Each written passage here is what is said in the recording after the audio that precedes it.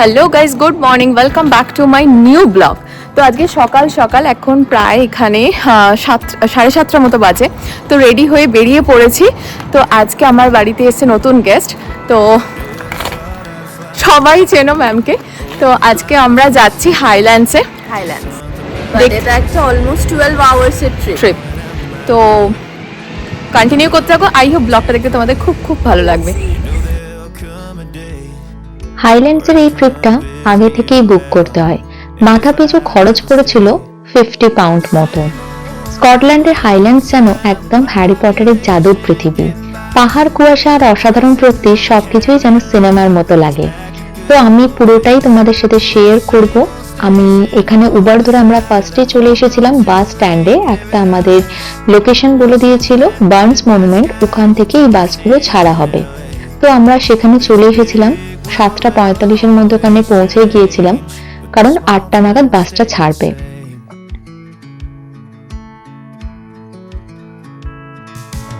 হাইল্যান্ডসের যাত্রাপথের সঙ্গী ছিল এই হেয়ারিকুয়ের এই বাসটা।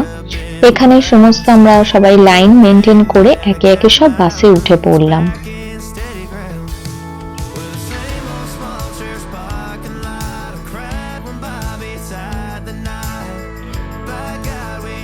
স্কটল্যান্ডের রাজধানী এডিনবরা শহরটি যেন ইতিহাস আর সৌন্দর্যের এক জীবন্ত ক্যানভাস।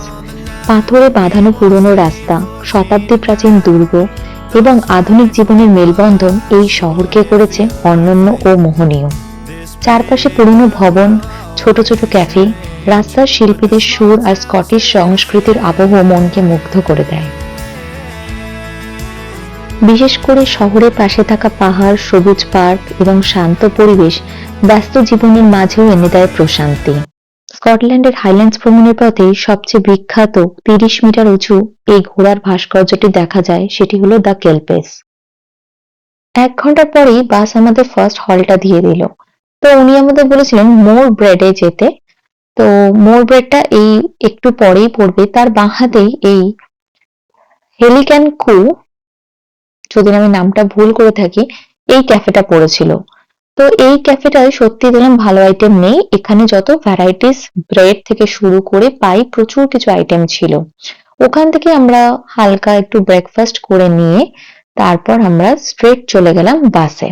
আমি এডিনবরা থেকে বেরোই, আমি শুধু লিভিংস্টনে যাই এডিনবরা থেকে। আচ্ছা, ঘুরতে ভালো লাগে না?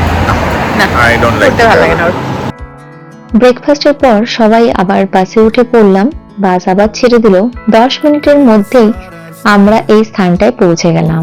স্কটল্যান্ডে হাইল্যান্ডস ভ্রমণের সময় যে প্রাণীটি সবার মন সব থেকে বেশি কেড়ে নেয় সেটি হলো বিখ্যাত হেরিকু বা হাইল্যান্ড ক্যাটেল। লম্বা এলোমেলো লোম, বড় শিং আর শান্ত চোখের এই গরুগুলো স্কটল্যান্ডের এক বিশেষ প্রতীক।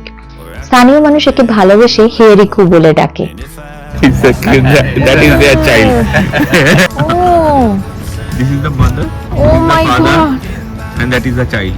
Oh, अच्छा, ওটা আসেনি। सारे प्रजाति में ही चाइल्ड निकम्मे ही होते हैं, बच्चे निकम्मे ही होते हैं सारी प्रजाति में।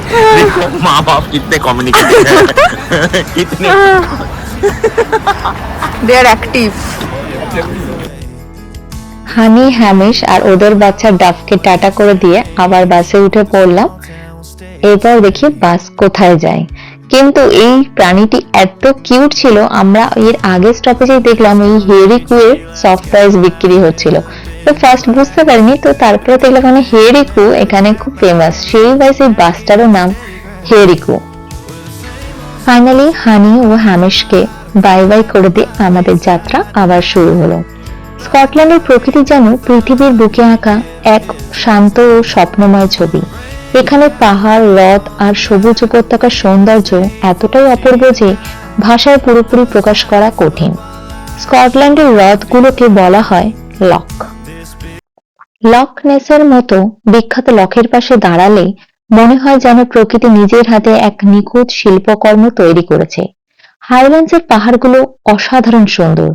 উঁচু নিচু পাহাড়ের গায়ে সবুজ ঘাসের চাদর, কোথাও কোথাও ছোট ছোট জলপ্রপাত, কোথাও আবার মেঘ এসে পাহাড়ের চূড়াকে ঢেকে দেয়। দূর থেকে দেখলে মনে হয় পাহাড়গুলো আকাশের সঙ্গে মিশে গেছে। স্কটল্যান্ডের এই প্রকৃতি শুধু চোখে দেখার নয়, এটি অনুভব করার মতো এক অভিজ্ঞতা, যেখানে পাহাড়, জল, আকাশ আর নীরবতা একসাথে মিলিয়ে সৃষ্টি করেছে পৃথিবীর অন্যতম সুন্দর দৃশ্য। এর আগের স্পটটায় আমরা যেখানে দাঁড়িয়েছিলাম সেখানে দুটো সন্ময় আমাকে বাজে বাজে ফটো তুলে দিয়েছে, সেই জন্য সেই ফিডব্যাকটা তোমার কি হয়েছে? আমার খিদে পেয়ে গেছে। তা নিচে নেমে হাওয়া খেয়ে আসলে? নেমে হাওয়া এবারে খেয়েছি। এবারে কি এখন বলছে ফটো তুলে দিতে? আমি বলছি না না আর তুলে দিতে হবে না, আজকের জন্য এনাফ, আজকের জন্য enough। এখানে এখানে কোথাও আবার একটা স্টপ দেবে, গ্লেন ফিনিশ। ওখানে লাঞ্চ দেবে, ওরাই লাঞ্চ প্রোভাইড করে। হ্যাঁ হ্যাঁ মনে হয়, যাই না। এরপর আমাদের পরবর্তী গন্তব্য ছিল গ্লেনফিনান। স্কটল্যান্ড হাইল্যান্ডসের এক অপূর্ব সৌন্দর্য ও জাদুকরী স্নান এই গ্লেনফিনান। চারিদিকে সবুজ পাহাড়, ঠান্ডা বাতাস আর শান্ত প্রকৃতির মাঝেই জায়গাটি যেন রূপকথার কোনো দৃশ্যের মতো লাগছিল। এটা হলো ভিউ পয়েন্ট 120 মিটার আমাদের হাঁটতে হবে, অলমোস্ট 5 মিনিট। আচ্ছা, তো অনেকটা উঁচু মনে হচ্ছে। দেখা যাবে। হ্যাঁ হ্যাঁ হ্যাঁ। প্রাকৃতিক সৌন্দর্য তো আছেই, তাছাড়া পল্লবদা যেটা বললো, হগওয়ার্টস স্টিম ইঞ্জিন এখান দিয়ে যখন 3:15 সময় পাস করবে, সেটা এটার একটা অন্যতম মেন অ্যাট্রাকশন। তো এটা দেখার জন্যই মানুষ এখানে লাঞ্চ করার পর সবাই ওয়েট করে এটা কখন আসবে। তো আমরাও যথারীতি লাঞ্চ করে নিয়েছিলাম এখান থেকে। 3:10 আসবে ট্রেনটা, সেজন্য সবাই এখানে ওয়েট করছে। সুস্মিতা এসেই দখল করে নিয়েছে।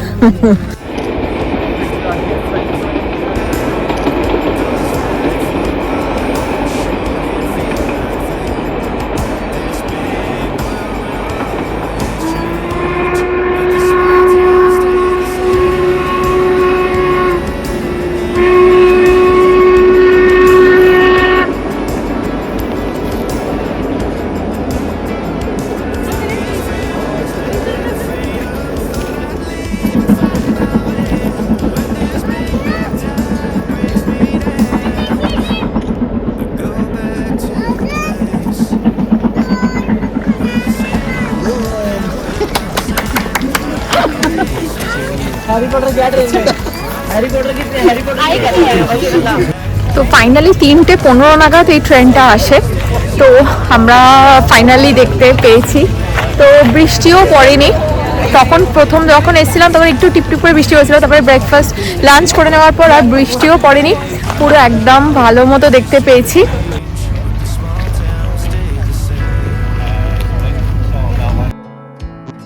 হগওয়ার্টসের স্টিম ইঞ্জিনটা 3:15 ক্রস করার পর 3:30-এর মধ্যে আমাদের বাসে পৌঁছার কথা ছিল, তাই গ্লেনফিনান মনুমেন্টটাও চট করে দেখে নিলাম। মনুমেন্টের পাশে একটি হ্রদ ছিল, সেটিকে দেখে বাসে উঠে পড়লাম। বাস আবার যাত্রা শুরু করলো। চারপাশে শান্ত পরিবেশ, সবুজ মাঠ, দীর্ঘ রাস্তার দৃশ্য ভ্রমণের ক্লান্তি দূর করে দেয়। তারপর আমাদের নেক্সট স্টপ ছিল এই স্কচ কর্নার, যেখানে নাকি হুইস্কি আইসক্রিম খুব ফেমাস। তো সেখানেই আমরা 4 জনে নেমেছিলাম। যেখানে যাই সেখানে দেখি লম্বা একটা লাইন। আইসক্রিম শপেও মানে এত একটা লম্বা লাইন। আমি এই আইসক্রিমটা নিয়েছিলাম, এটা ছিল একটা চকলেট আইসক্রিম। স্কটল্যান্ডের হাইল্যান্ডস ভ্রমণ শেষ হলেও পাহাড়ের নীরবতা, লখের শান্ত জল আর মায়াবী প্রকৃতির স্মৃতিগুলো আমাদের হৃদয়ে চিরকাল বেঁচে থাকবে। এই যাত্রা শুধু ভ্রমণ ছিল না, বরং ছিল সুন্দর মুহূর্তে ভরা জীবনের এক অবিস্মরণীয় অধ্যায়।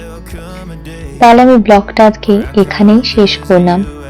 ব্লগে যদি কিছু তোমাদের ভালো লেগে থাকে একটা ছোট্ট করে লাইক করে দিও, আর ভিডিওটা প্লিজ বন্ধুদের সাথে শেয়ার করো।